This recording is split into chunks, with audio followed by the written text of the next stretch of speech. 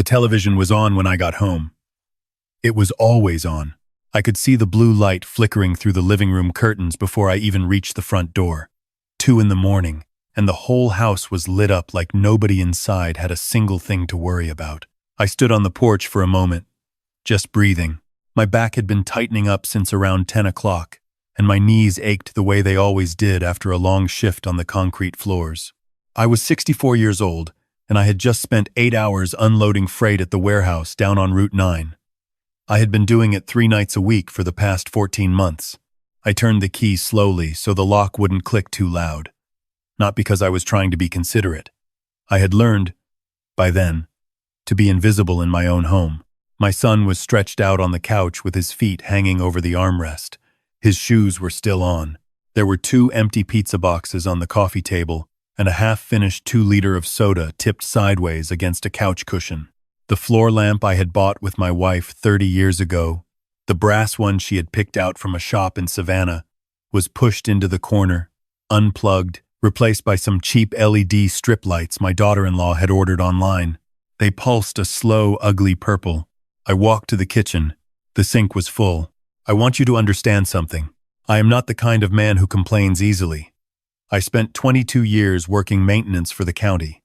Got up at 5 every morning. Never called in sick unless I genuinely could not stand.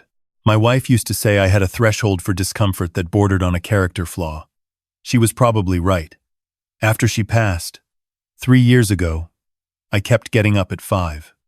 I kept doing the yard. I kept cooking Sunday dinner even when there was nobody there to eat it with me. That is just the kind of man I am.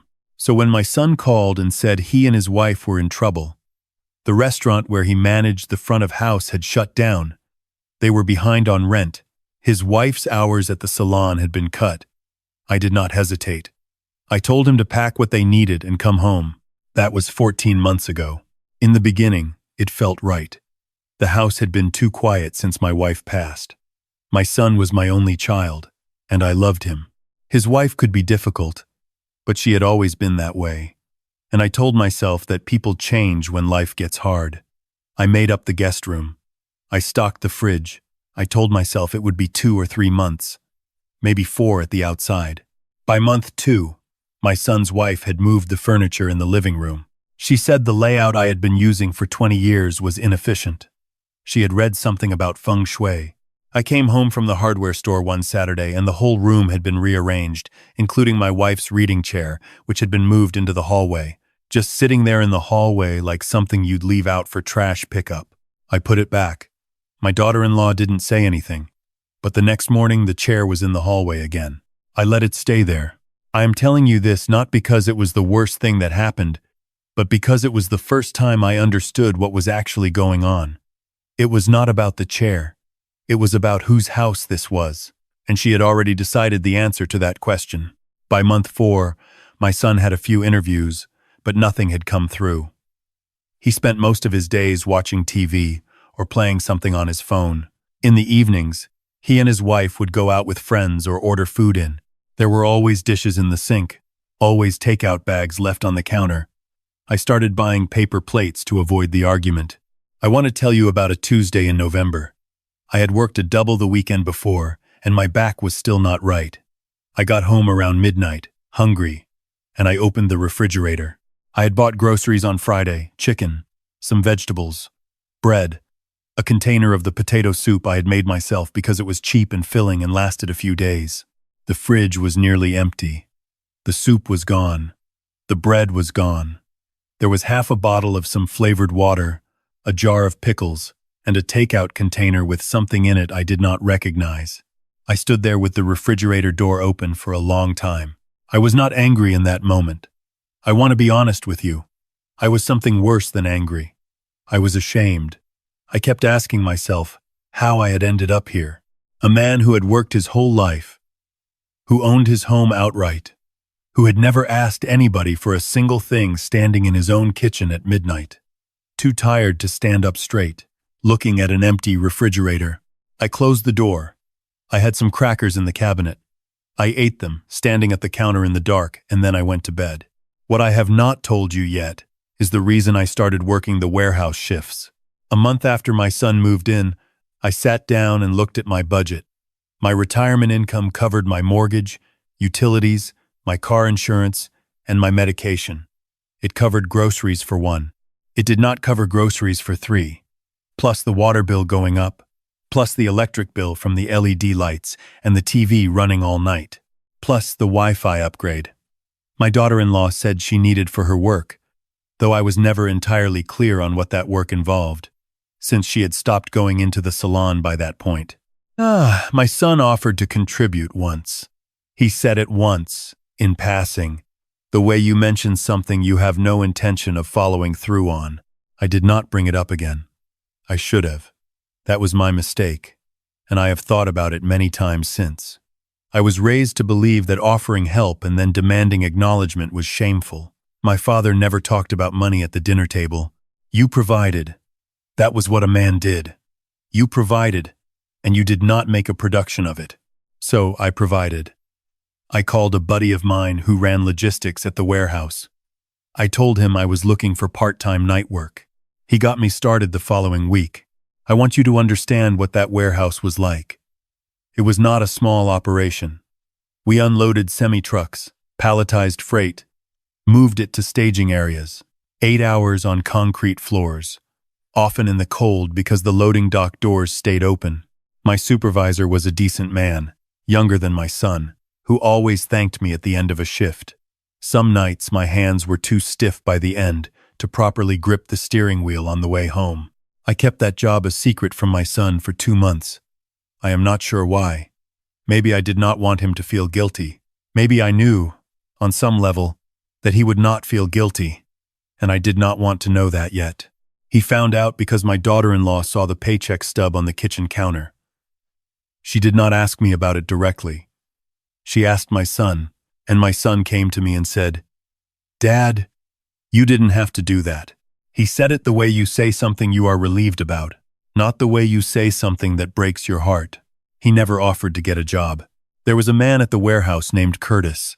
He was 68, recently retired from the post office, and he did the same night shifts I did. Mostly, he told me, because he could not stand sitting in his apartment watching television. We started taking our breaks together around month 3. He brought coffee in a thermos, and I sometimes brought something from the vending machine, and we would sit outside on the loading dock for 15 minutes and talk. I told Curtis about my situation over several weeks, a little at a time, the way you let something out carefully when you are not sure you are ready to say it out loud. He listened well. He did not tell me what to do. He told me about his own son, who lived in Atlanta, who had borrowed money 4 years ago and had not paid it back and now called only on Father's Day and Christmas. One night I told him about the chair, my wife's reading chair. He was quiet for a moment. Then he said, "You know what that chair is, right? That chair is you telling yourself it's still your house.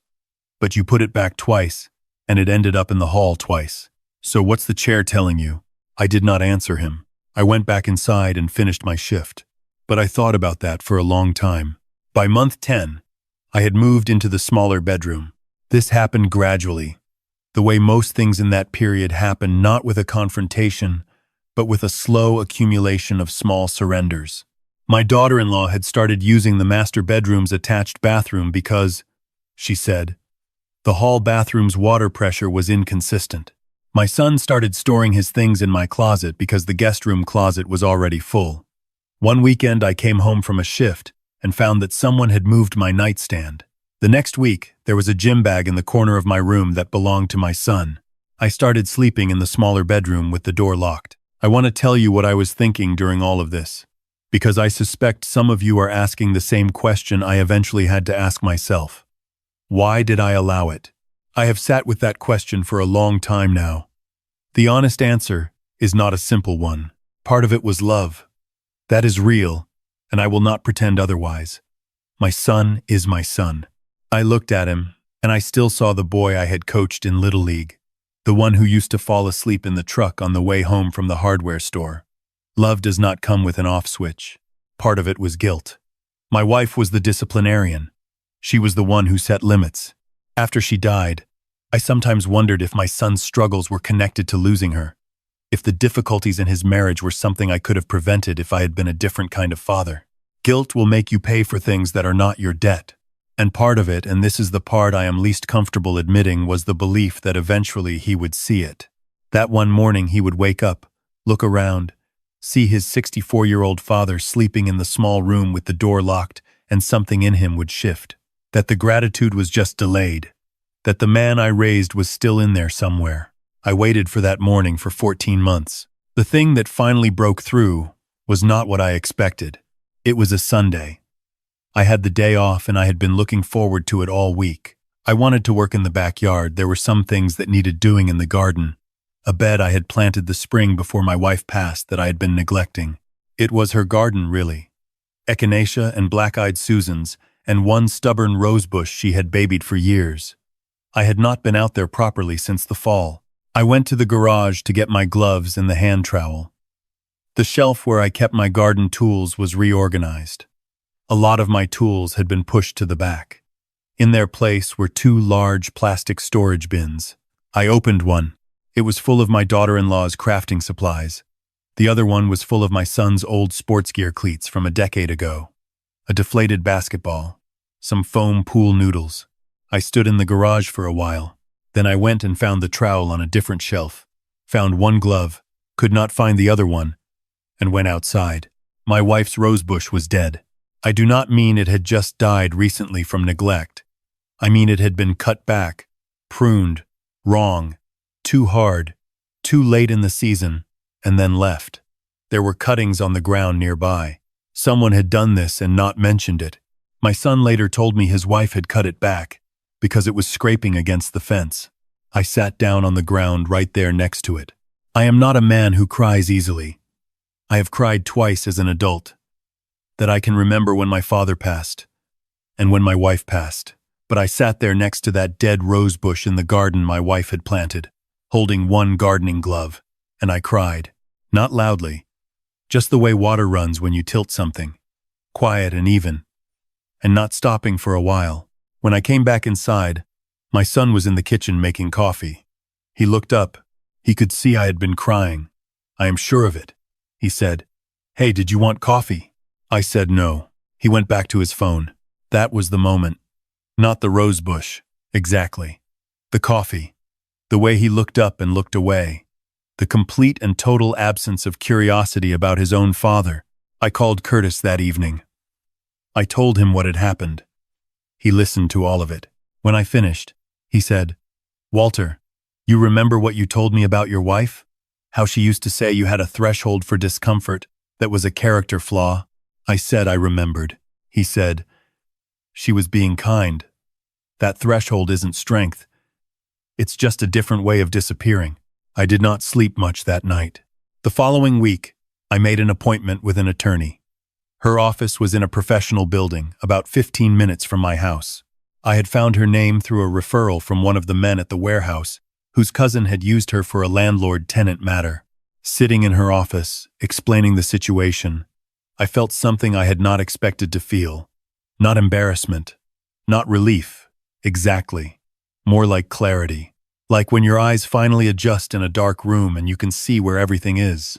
She asked me several questions. How long they had been living there, whose name was on the deed, whether any money had changed hands for rent, whether they had received any formal notice. She explained the process to me plainly. She told me what I needed to do and in what order. She did not offer sympathy, and she did not offer judgment. And I appreciated both of those things equally. I walked out of that office into the afternoon sun and I stood next to my truck for a moment. I thought about my wife. I thought about what she would have said. She was a practical woman. She would have done this in month 2. She would not have cried about the rose bush, or she would have cried and then made a phone call the same afternoon. She would have said, "You built this house, Franklin. Don't let anybody board up the windows while you're still living in it." She called me Franklin when she meant business. I went home and I wrote a letter. I kept it simple. I told my son that I needed him and his wife to vacate the home within 30 days. I told him I loved him.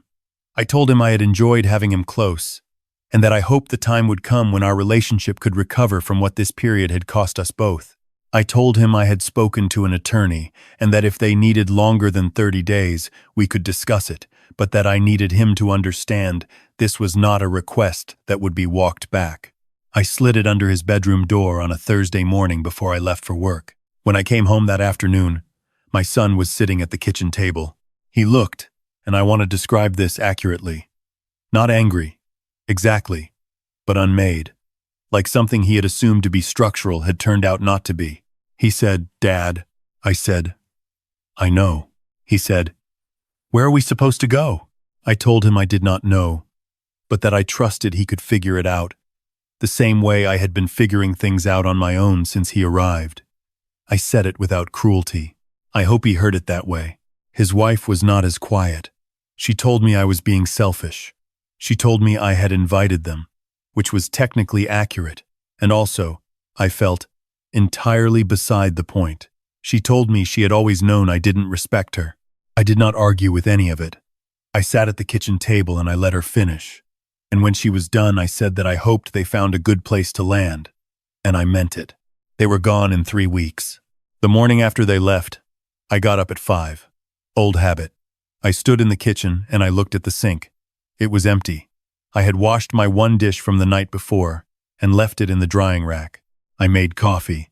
I sat at the table by the window, where the light comes in from the east in the morning, the spot my wife always sat. I had avoided that spot for 3 years. I had been treating it like a memorial, I realized, like something you rope off so nobody touches it. I sat there for a long time, drinking my coffee. I moved my wife's reading chair back into the living room that afternoon. I put it where it had always been, angled toward the lamp. I sat in it, which I had not done since she was alive. It still smelled faintly like her, some combination of her lotion and the lavender sachets she kept in the closet. I do not know how that was still possible. I sat in it for a while. The house was quiet in a different way than it had been after she passed. That quiet had been heavy. This quiet was just quiet. It was mine. I called my son about a week later. He did not answer. He texted back an hour afterward and said he was okay, that they had found a place, that it was small but fine. I told him I was glad. I told him I was always his father and that would not change. He didn't respond to that. But he read it. I could see the read receipt. I planted a new rosebush in the spring, a different variety than my wife's. I couldn't find the same one, and I thought maybe that was right, anyway. Something new in the same ground. I watched a few videos online about how to do it correctly. I bought the right gloves. Curtis came by one Saturday and we sat on the back porch with coffee, and he saw it. The new bush. Small and just starting. He asked if it was hard to put something different there. I thought about it honestly. I said, the hard part wasn't the different. The hard part was admitting the old one was gone. He nodded and we sat quietly for a while, which is one of the things I have come to value about getting older, the conversations you can have without filling all the space. My nephew reached out around that time. He is my younger brother's boy, 28 years old, recently finished a second tour with the Army and trying to figure out civilian life again. He had some trouble transitioning back. My brother asked if I had any room. I thought about it carefully before I said yes.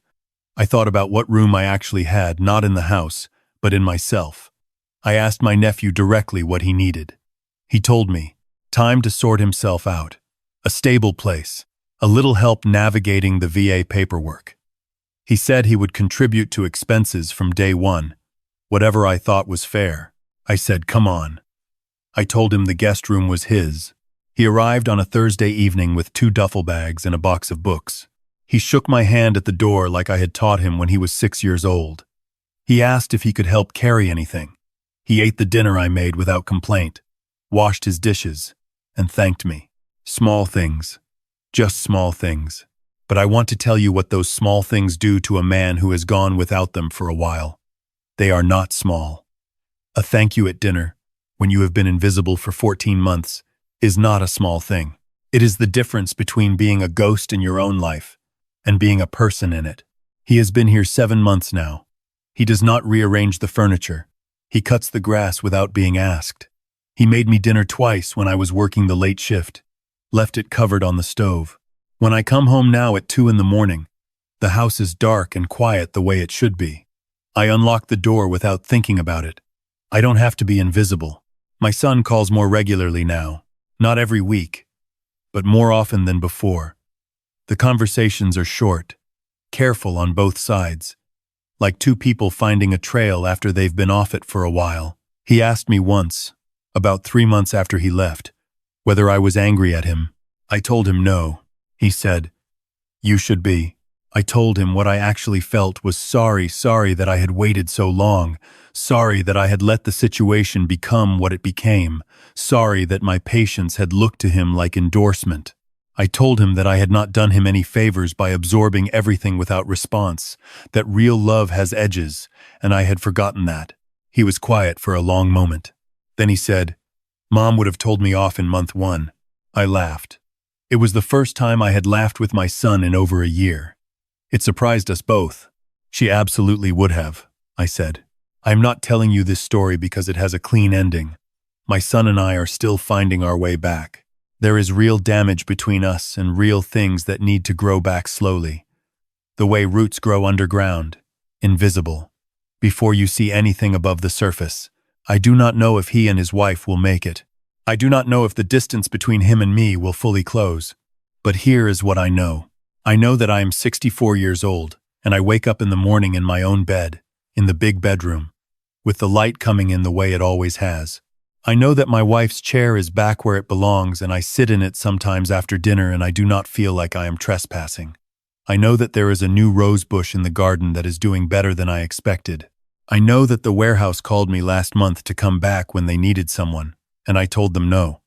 I told them I appreciated the opportunity, but that I had gotten what I needed and it was time to rest my knees. I know that when my nephew came home last Tuesday and found me on the back porch watching the light go down, he came and sat down next to me, and we watched it together. And neither one of us said anything for 20 minutes, and it was one of the better 20 minutes I can remember in recent years. I know that I am still my son's father. That does not expire. And I know that a man can give too much of himself away, a little at a time, so slowly he does not notice the weight coming off, until one day he stands in a room that should be his and feels like a visitor in it. It happens to good men too. It happened to me. It took me 14 months and a dead rosebush and a man named Curtis on a loading dock to finally say enough. I wish I had said it sooner, but I said it, and that, I have decided, is where I choose to begin.